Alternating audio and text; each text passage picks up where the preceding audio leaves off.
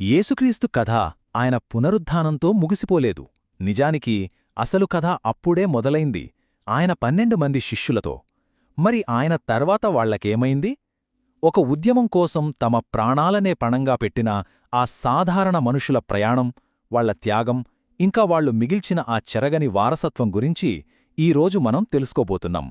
అయితే ఇది కేవలం ఏదో చరిత్రపాఠం కాదు, ఇది నమ్మకం, ధైర్యం, ఇంకా అంకితభావం గురించిన కథ. ఒకే ఒక నమ్మకం కోసం వాళ్ల సర్వస్వాన్ని, చివరికి ప్రాణాల్ని కూడా ఇచ్చేయడానికి సిద్ధపడ్డవాళ్ల కథ ఇది. యేసు వాళ్లకిచ్చిన ఆజ్ఞ ఒక్కటే, ఆయన సందేశాన్ని అంటే సువార్తను ప్రపంచమంతటా తీసుకువెళ్లమని. కాని ఆ ప్రపంచం వాళ్ళని 2 చేతులతో స్వాగతించలేదు, అస్సలు లేదు. ఈ ప్రయాణంలో దాదాపు ప్రతి ఒక్కరూ ఊహకు కూడా అందిని హింసను ఎదుర్కోవలసి వచ్చింది. వాళ్ల లక్ష్యానికి వాళ్లు చెల్లించిన వెల చివరికి వాళ్ల ప్రాణాలే. సరే, ముందుగా పేతురు గురించి చూద్దాం. యేసుకి అత్యంత దగ్గరివాడు, శిష్యులందరికీ ఒక రకంగా నాయకుడు. ఆయన తన పరిచర్యను రోమ్లో కొనసాగించాడు. కాని అక్కడే ఆయనను పట్టుకొని సిలువ వెయ్యాలని తీర్పిచ్చారు. అయితే ఇక్కడొక చాలా ముఖ్యమైన విషయం జరిగింది. తనను యేసులాగే శిలువ వేయడానికి పేతురు ఒప్పుకోలేదు. ఆయనేమన్నాడంటే, నా ప్రభు మరణించినట్టు నేను మరణించడానికి అర్హుణ్ణి కాను అని. ఎంత వినయం! అందుకే తనను తలక్రిందులుగా శిలువ వేయమని కోరాడు. ఇది ఆయన విశ్వాసానికి, ఆయనకున్న గౌరవానికి ఎంత పెద్ద నిదర్శనమో కదా. ఇక పేతురు సోదరుడు ఆండ్రూ, ఆయన కథ కూడా దాదాపు ఇలాంటిదే. కాని ఆయన గమ్యం గ్రీస్. అక్కడ ఆయనను ఒక ఎక్స్ ఆకారంలో ఉన్న శిలువపై బంధించారు. ఒక్కసారి ఊహించండి, 2 రోజులపాటు ఆ శిలువపై నరకయాతన అనుభవిస్తూ కూడా ఆయన తన చివరి శ్వాస వరకు అక్కడి ప్రజలకు బోధిస్తూనే ఉన్నాడు. ఎంతటి స్థైర్యం! అపోస్తలులందరిలోనూ మొట్టమొదటగా ప్రాణాలు అర్పించింది జెబెదయి కుమారుడైన యాకోబు. యెరూషలేములోనే హెరోదురాజు ఆజ్ఞతో ఆయన తల నరికేశారు. దీన్ని బట్టి వాళ్లు ఎంత త్వరగా, ఎంత పెద్ద ప్రమాదాన్ని ఎదుర్కోవాల్సొచ్చిందో మనకర్థమవుతుంది. కాని ఈ హతసాక్షుల కథలన్నింటిలో ఒక ఊహించని మలుపుంది. 12 మందిలో ఒకే ఒక్కరు హింసాత్మక మరణం నుండి తప్పించుకున్నారు. కేవలం ఒక్కరు. ఆ ఒక్కరే యోహాను. ఆయన్ను కూడా చంపడానికి చాలా ప్రయత్నాలు చేశారు. ఒకసారైతే మరిగే నూనెలో పడేశారు. అయినా ఆయన అద్భుతంగా ప్రాణాలతో బయటపడ్డాడు. చివరికి పట్మోస్ అనే ద్వీపానికి పంపించేశారు. అక్కడే ఆ ఏకాంతంలోనే ఆయన బైబిల్లో చివరి పుస్తకమైన ప్రకటన గ్రంథాన్ని రాశాడు. చాలా కాలం జీవించి వృద్ధాప్యంతో సహజంగానే మరణించి. యోహాను కథ ఒక అద్భుతం. కాని మిగతా వాళ్లకు మాత్రం ఆ హింసాత్మక ముగింపే తప్పలేదు. ఉదాహరణకి ఫిలిప్పును తీసుకుంటే, ఆయన ఫ్రిగియాలో సువార్తను ప్రకటిస్తున్నందుకు అక్కడి అధికారులకు కోపమొచ్చింది. అందుకే ఆయన్ని శిలువ వేశారు. బహుశా వీళ్ళందర్లో అత్యంత క్రూరమైన మరణం బర్తలోమైదేమో. ఆర్మేనియాలో ఆయన్ని పట్టుకుని బ్రతికుండగానే ఒంటిమీది చర్మాన్నంతా ఒలిచి అత్యంత దారుణంగా హింసించి చంపారు. ఇంతటి ఘోరమైన నరకాన్ని అనుభవించినా సరే ఆయన తన నమ్మకాన్ని మాత్రం వదులుకోలేదు. ఇక మత్తయి ఒకప్పుడు పన్నులు వసూలు చేసేవాడిగా సమాజం అతన్ని చిన్నచూపు చూసేది. కాని యేసు పిలుపుతో ఆయన జీవితమే మారిపోయింది. ఆయన తన పేరు మీదే సువార్తను రాశాడు. ఆ తర్వాత తన సేవను ఇథియోపియా వరకు తీసుకెళ్లాడు. కాని అక్కడే ఆయన ప్రయాణం ఒక కత్తివేటుతో ముగిసిపోయింది. సందేహి థామస్గా మనందరికీ తెలిసిన తోమా కథ మనకు చాలా దగ్గరగా అనిపిస్తుంది. ఎందుకంటే ఆయనే భారతదేశానికి క్రైస్తవ్యాన్ని తీసుకువచ్చాడు. సుదూర ప్రాంతాలకు ప్రయాణించి కేరళ, తమిళనాడులలో సువార్తను ప్రకటించాడు. చివరికి చెన్నైలోని మైలాపూర్లో ఆయన్ని ఈటెలతో పొడిచి చంపారు. యెరూషలేము నగరం అపోస్తలులకు చాలా ప్రమాదకరమైన ప్రదేశంగా మారింది. అక్కడే అల్పై కుమారుడైన యాకోబు కూడా ప్రాణాలు కోల్పోయాడు. ఆయన్ని రాళ్లతో కొట్టి చంపారంటే ఆ నగరంలో విశ్వాసులపై వ్యతిరేకత ఎంత తీవ్రంగా ఉండేదో మనం అర్థం చేసుకోవచ్చు. వాళ్ళ ప్రయాణం పర్షియా లాంటి చాలా దూరదేశాలకి కూడా సాగింది. కాని అక్కడ కూడా వాళ్ళకి అదే గతి పట్టింది.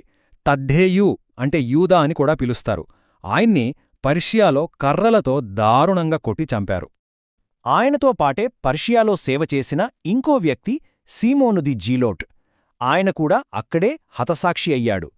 ఆయన మరణం ఎంత భయంకరంగా జరిగిందంటే దాని గురించి 2 వేర్వేరు కథలున్నాయి. కొందరు సిలువ వేశారని, మరికొందరైతే రంపంతో 2గా కోశారని చెబుతారు. ఏదేమైనా వాళ్ళిద్దరి ముగింపు పర్షియాలో అత్యంత క్రూరంగా జరిగింది. ఇక చివరిగా యూదా ఇస్కరియోతు స్థానంలో ఎంపికైన మత్తీయ. ఆయన కూడా యెరూషలేములోనే మొదట రాళ్లతో కొట్టబడి ఆ తర్వాత తల నరకబడ్డాడు. దీనిబట్టి మనకొక విషయం స్పష్టమవుతుంది.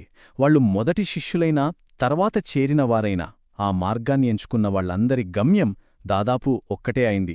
ఇంతకీ ఎందుకిలా? ఎందుకు వాళ్ళు ఇంతటి హింసను భరించారు? ఇది అన్నిటికన్నా ముఖ్యమైన ప్రశ్న. జవాబు చాలా సింపుల్. వాళ్ళు డబ్బు కోసమో అధికారం కోసమో చనిపోలేదు. వాళ్ళు తమ కళ్లతో చూశామని, చెవులతో విన్నామని బలంగా నమ్మిన ఒకే ఒక్క సత్యం కోసం ప్రాణాలిచ్చారు. ఆ సత్యమే యేసు పునరుత్థానం. వాళ్ల కథ మనందరికీ ఒక శక్తివంతమైన పాఠాన్ని నేర్పుతుంది. వాళ్ల మరణమనేది వాళ్ల జీవితానికి అనుకోకుండా వచ్చిన ముగింపు కాదు. అది వాళ్ళు జీవించిన విధానానికి ఒక సహజమైన ముగింపు. నిజమైన విశ్వాసమంటే చనిపోవడానికి సిద్ధంగా ఉండడం మాత్రమే కాదు, ప్రతి క్షణం ఆ విశ్వాసం కోసం జీవించడమని వాళ్ళు చేసి చూపించారు. ముగింపుగా చెప్పాలంటే వాళ్ల త్యాగాలన్నీ వృధా పోలేదు. వాళ్ల రక్తం, వాళ్ల సాక్ష్యం ప్రపంచవ్యాప్తంగా విస్తరించిన ఒక మహావిశ్వాసానికి పునాది రాళ్లుగా మారాయి. ఆ అపోస్తలుల ధైర్యం, అంకితభావం తరతరాలుగా కోట్లాది మందికి స్ఫూర్తినిస్తూనే ఉంది. వారి వారసత్వం వాళ్ల మరణంలో కాదు, వాళ్లు వెలిగించిన ఆ విశ్వాస జ్యోతిలో నేటికీ జీవిస్తూనే ఉంది. హాయ్ అందరికీ. ఒక్కసారి ఆలోచించండి. యేసు పునరుత్థానం తర్వాత ఆయన సందేశాన్ని ప్రపంచమంతా తీసుకెళ్లాలని బయల్దేరిన వాళ్లున్నారు కదా, వాళ్ల కథ ఏంటి? వాళ్లు నమ్మిన దానికోసం ఎంత పెద్ద వెల చెల్లించారో తెలుసా? ఈరోజు మనం వాళ్ల త్యాగాల వెనుకున్న కథల్ని కొంచెం లోతుగా చూడబోతున్నాం. సరే, మనం ఈ విశ్లేషణను ఒకే ఒక ప్రశ్నతో మొదలుపెడదాం. అసలు ఒక నమ్మకం కోసం ఎవరైనా ప్రాణాలిస్తారా? కాస్త లోతుగా ఆలోచించాల్సిన ప్రశ్నే ఇది కదూ. ఎందుకంటే ఈరోజు మనం చూడబోయే కథలన్నింటికీ ఇదే మూలం. అసలు వాళ్లలో అంత ధైర్యాన్ని, అంత అచంచలమైన విశ్వాసాన్ని నింపిన శక్తి ఏంటో అర్థం చేసుకోవడానికి ఈ ప్రశ్న మనకు చాలా హెల్ప్ అవుతుంది. మరి ఆ ప్రశ్నకు సమాధానం కావాలంటే మనం యేసు శిష్యులు ఏం చేశారో చూడాలి. యేసు పునరుత్థానం తర్వాత వాళ్లందరికీ ఒకే ఒక్క పని అప్పగించబడింది. అదే సువార్తయాత్ర. అంటే ఇదేదో ఊర్కే ప్రాయం చేయడం లాంటిది కాదండోయ్, అదొక మహాయజ్ఞం లాంటిది. ప్రపంచంలో ప్రతి మూలకి, ప్రతి మనిషికి క్రీస్తు సందేశం చేరాలని ఒక్క సంకల్పంతో బయల్దేరారు. అయితే వాళ్లకు తెలుసు ఈ దారి పూలబాట కాదని, ఇది కష్టాలతో, ముళ్లతో నిండిన దారి అని తెలిసినా సరే వాళ్లు ఒక్క అడుగు కూడా వెనక్కి వేలేదు. ఆ యాత్ర కోసం వాళ్లు చెల్లించిన వెల నిజంగా చాలా పెద్దది. చాలామందికి ఆ ప్రయాణం ప్రాణత్యాగంతోనే ముగిసింది. అవును, హతసాక్ష్యంతో. ఇప్పుడు వాళ్ల త్యాగాలకు సంబంధించిన కొన్ని ఉదాహరణలు చూద్దాం. మొదటగా పేతురు గురించి మాట్లాడుకుందాం. యేసుకు అత్యంత దగ్గరివాడు కదా. రోమ్లో ఆయన్ని పట్టుకుని సిలువ వెయ్యాలని తీర్పువిచ్చారట. అప్పుడు ఆయనొక విచిత్రమైన కోరిక కోరాడు. ఏంటంటే, నన్ను మామూలుగా కాదు, తలక్రిందులుగా సిలువ వెయ్యండి అని. ఎందుకంటే తన గురువు యేసులా మరణించేంత అర్హత తనకు లేదని ఆయన భావన. చూడండి, మరణమంచున నిలబడి కూడా ఆయన ఎంత వినయం చూపించాడో. ఈ సువార్త ప్రయాణం కేవలం రోమ్ వరకే పరిమితం కాలేదు. అది ఖండాలు దాటింది. మన భారతదేశాన్ని కూడా చేరింది. అవును, అపోస్తలుడైన తోమా మన దేశానికే వచ్చారు. మనం సందేహించే తోమా అని పిలుచుకుంటాం కదా, ఆయనే ఇక్కడికి వచ్చి క్రీస్తు సందేశాన్ని అందించి చివరికి చెన్నై దగ్గర మైలాపూర్లో ఈటెలతో పొడిచి చంపబడ్డారు. అసలు అపోస్తలులు ఎంత భయంకరమైన హింసను అనుభవించారో చెప్పడానికి బర్తలోమై కథ ఒక ఉదాహరణ. వినడానికే చాలా కష్టంగా ఉంటుంది. ఆయన్ని బ్రతికుండగానే చర్మం ఒలిచి అత్యంత క్రూరంగా చంపారట. ఊహించండి, ఆ నరకయాతన అనుభవిస్తూ కూడా ఆయన తన విశ్వాసాన్ని వదులుకోలేదు. ఓకే, ఈ కథలన్నీ వింటుంటే మనకొక డౌట్ రావచ్చు. అదేంటంటే, అసలు ఈ విషయాలన్నీ మనకెలా తెలిసాయి? వీటికి ఆధారం ఏంటి? ఇది చాలా ముఖ్యమైన పాయింట్. ఎందుకంటే ఈ కథలు ఎక్కడ్నించొచ్చాయో తెలుసుకోవడం చాలా అవసరం. చూడండి, మనలో చాలామందికి తెలియని ఒక విషయముంది.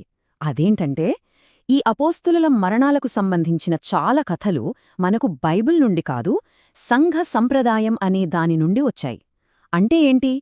సింపుల్గా చెప్పాలంటే, ఆనాటి తొలి క్రీస్తువులు తరతరాలుగా ఒకరికొకరు చెప్పుకుంటూ వచ్చిన చారిత్రక కథలు, వాళ్లు రాసుకున్న రాతలు, వాటినుంచే ఈ వివరాలు మనకు అందాయి.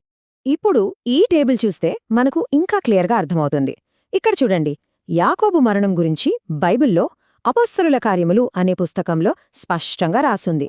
కాని మనం ఇందాక మాట్లాడుకున్న పేతురు, తోమా, ఆండ్రూ ఇలా చాలామంది అపోస్తలుల మరణం గురించిన వివరాలు బైబిల్లో డైరెక్ట్గా మనకు కనిపించవు. అవన్నీ సంఘ సంప్రదాయం నుంచే మనకు తెలిసాయి. సరే, ఈ ప్రాణ త్యాగాలు కేవలం ఆ 12 మంది అపోస్తలులతోనే ఆగిపోలేదు. వాళ్ల తర్వాత కూడా చాలామంది తమ విశ్వాసం కోసం ప్రాణాలు అర్పించారు. మరిప్పుడు బైబిల్లోనే పేరుతో సహా స్పష్టంగా ప్రస్తావించిన తొలి హతసాక్షుల గురించి చూద్దాం. క్రీస్తు అనుచరుల్లో తన నమ్మకం కోసం ప్రాణాలిచ్చిన మొట్టమొదటి వ్యక్తి అతని పేరు స్టెఫను. ఆయన కథ చాలా చాలా శక్తివంతమైనది. బైబిల్లో అపోస్తలుల కార్యముల పుస్తకంలో ఏం జరిగిందో చెప్తారు. స్టెఫను చాలా ధైర్యంగా, పరిశుద్ధాత్మ శక్తితో దేవుని గురించి సాక్ష్యం చెప్పాడు. ఆయన మాటలు విన్న అక్కడి మత పెద్దలకు విపరీతమైన కోపం వచ్చింది. దాంతో వాళ్లతన్ని నగరం బయటికి లాక్కెళ్లి రాళ్లతో కొట్టి చంపేశారు.